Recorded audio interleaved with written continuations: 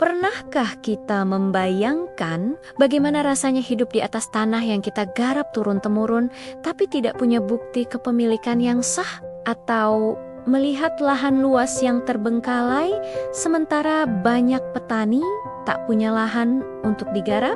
Nah, untuk itulah negara hadir dengan program besar dan penting, yaitu reforma agraria. Reforma agraria adalah upaya besar untuk menciptakan keadilan dan kesejahteraan bagi seluruh rakyat Indonesia.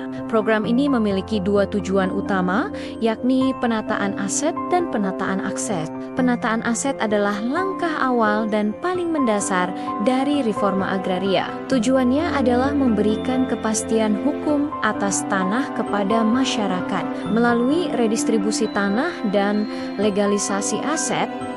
Ini bukan tentang bogi-bogi lahan sembarangan, tapi ada proses yang terstruktur.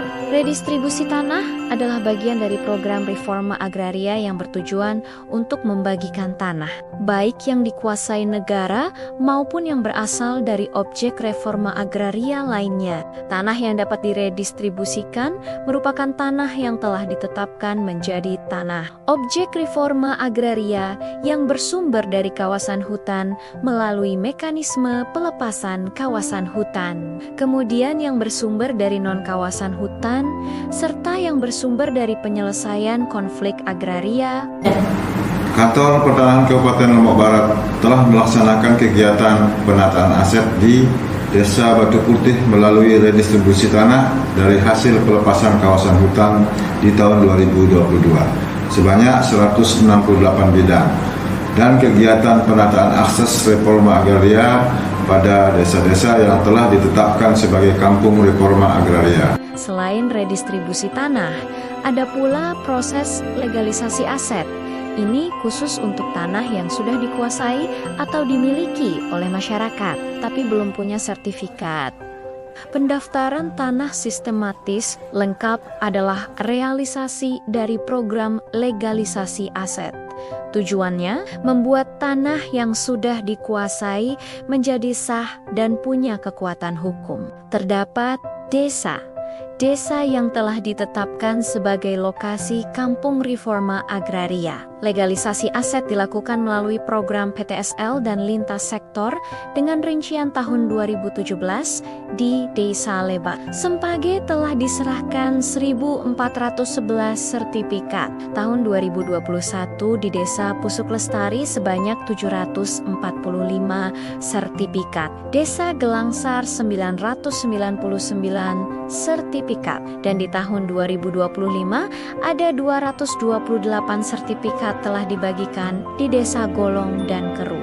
Setelah masyarakat menerima sertifikat tanah, negara hadir melalui penataan akses di mana pendampingan diberikan agar tanah yang sudah disertifikatkan bisa benar-benar produktif dan meningkatkan kesejahteraan pemiliknya. Untuk tahun 2023, realisasi penataan akses adalah membentuk kelompok UMKM pengolah madu dan UMKM pembuat keripik pisang yang menghasilkan produk turunan madu, yakni madu trigona, propolis, dan sabun propolis, serta keripik pisang original.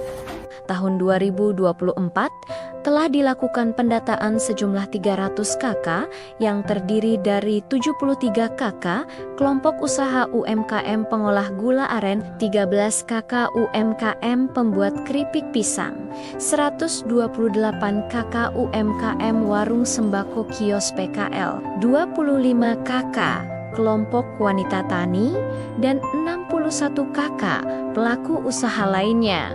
Dan di tahun 2025 telah melaksanakan pelatihan pendampingan kewirausahaan dan pengembangan usaha di Desa Lebah Sempage, praktik penanggulangan hama dan penyakit tanaman kakao, pelatihan teknik pengolahan gula aren dan inovasi produk gula aren, praktik inovasi produk pembuatan keripik pisang aneka rasa dan keripik talas gula aren, akses permodalan KOR tanpa bunga dan agunan dari BPR NTB, sosialisasi pentingnya legalitas usaha, bimbingan teknis, pembukuan sederhana bagi UMKM. Selain itu diberikan pula pelatihan fasilitasi kepada pelaku UMKM di Desa Lebah Sempage seperti strategi pemasaran produk olahan makanan, fasilitasi pembuatan NIB, PIRT, dan sertifikat halal untuk UMKM pembuat keripik pisang. Penerapan teknologi tepat guna pada pengolahan pisang dan gula aren, fasilitasi kerjasama dengan off-taker dan retail modern. Saya, Kepala Kantor Pertanahan Kabupaten Lombok Barat, berkomitmen penuh untuk mengawal setiap prosesnya, mulai dari penataan aset hingga penataan akses.